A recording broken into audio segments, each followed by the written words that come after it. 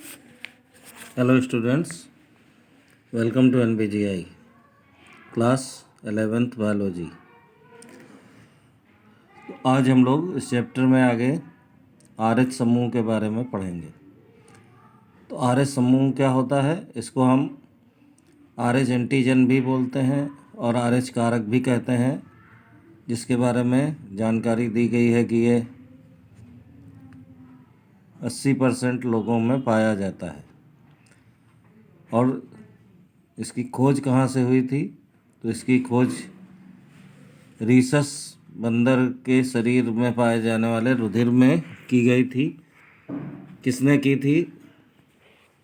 तो आपने नाम सुना होगा कार्ल लैंडस्टीनर का, जिन्होंने सबसे पहले इसके बारे में जानकारी दी। और चूंकि रीसस बंदर के शरीर में पाया जाता था, तो रीसस की स्पेलिंग से ही RH लेकर इसको ये नाम दे दिया गया RH एंटीजन। तो ये RH एंटीजन उस रीसस बंदर के अलावा 80% मनुष्यों में भी पाया जाता है। अब जिन व्यक्तियों में ये पाया जाता है उनको हम RH पॉजिटिव बोलते हैं, और जिनमें ये नहीं होता है उनको RH निगेटिव कहते हैं। तो अब इसका महत्व क्या है, इसके लिए एक जानकारी आपकी इस बुक में दी गई है कि अगर RH पॉजिटिव को निगेटिव के साथ मिलाया जाता है तो उस व्यक्ति में RH नेगेटिव के लिए एक विशेष एंटीबॉडी यानी प्रतिरक्षी बन जाती है। तो इसीलिए जब हम रुधिर का आदान प्रदान करते हैं, यानी किसी को बाहर से रुधिर देते हैं, तो वहाँ पर भी एक इम्पॉर्टेंट फैक्टर है कि हम उस ब्लड में भी उस व्यक्ति को देने से पहले उस व्यक्ति का और ब्लड का RH फैक्टर ज़रूर चेक कर लें, क्योंकि ये महत्वपूर्ण है। इसीलिए, और ये क्यों ज़्यादा महत्वपूर्ण माना जाता है, इसके लिए नीचे एक और जानकारी इसमें दी गई है कि अगर कोई ऐसी माता है जो RH नेगेटिव है और एक पिता है RH पॉजिटिव है, तो सीधी सी बात है कि उनमें जो युग्मक यानी गैमीट बनेंगे वो भी उस विशेषता को अपने साथ रखते हैं।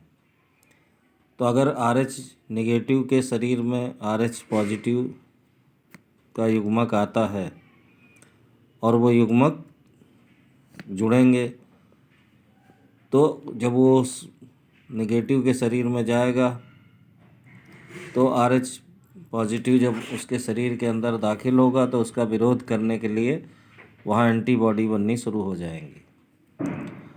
अब ये सामान्य स्थिति में तो ज़्यादा नुकसानदायक नहीं होता है, क्योंकि जब पहली बार ऐसा होगा तो एंटीबॉडी जो बननी शुरू होंगी वो कम संख्या में बनेंगी। तो इसलिए उस माता के शरीर में जो भ्रूण विकसित हो रहा होगा उसको इससे कोई नुकसान नहीं होता है।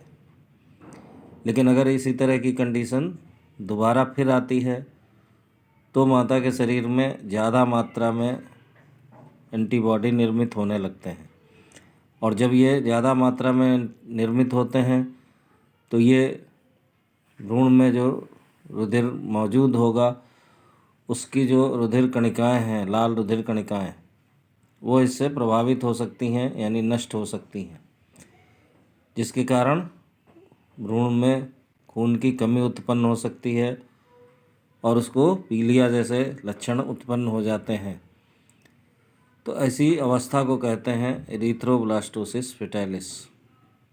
तो इस एरिथ्रोब्लास्टोसिस फेटालिस से बचने के लिए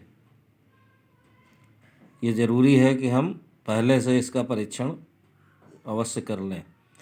तो इस रोग का नाम आपको ध्यान रखना है, एरिथ्रोब्लास्टोसिस फेटालिस। इस नाम से भी परीक्षा में आपसे ये प्रश्न पूछा जा सकता है कि ये क्या होता है। तो आज के वीडियो में आप RH कारक के बारे में ये जो जानकारी है इसको आप पढ़ लें और अपनी किताब से इसका नोट्स बना लेंगे, और पीछे की चीज़ों को भी रिवाइज करते रहिए। Thank you.